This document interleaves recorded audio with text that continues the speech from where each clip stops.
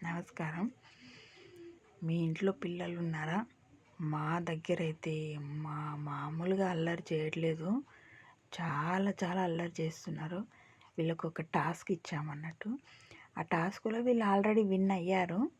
Win అయ్యిండ్రు అని చెప్పినామనుకో, మాకేమైనా కొనిపించండి, మేము విన్ అయ్యాం అంటారు.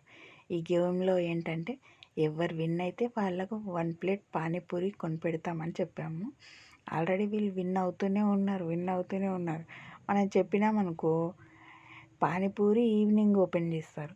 మాకు ఇప్పుడే కావాలంటే మనం ఎటు తీసుకురావడం ఇబ్బందే కదా. అందుకే వాళ్ళకి టాస్క్ కంటిన్యూ చేస్తూ ఉన్నాం. పిల్లలు ఏదేమైతేనే గేమ్లో విన్ అయ్యారు.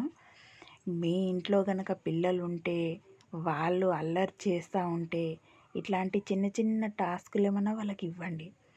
పిల్లలు మాత్రం శ్రద్ధగా ఆడుకుంటారు. ఎంతమంది పిల్లలు ఉన్నా కానీ కూడా ఒక దగ్గర చేర్చి ఇలాంటి టాస్కులు ఏమన్నా ఇవ్వండి. ఎంత చక్కగా ఆడతారంటే అబ్బా, మంచిగా ఆడతారు.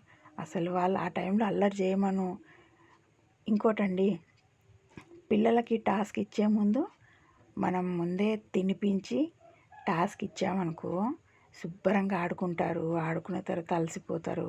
బజ్జుకోమన్నా కానీ బజ్జుకొని లేచిన తర్వాత కూడా మళ్ళీ ఒకడు మన గేమ్ ఆడదామంటే మనం చెప్పినట్టు వింటారండి.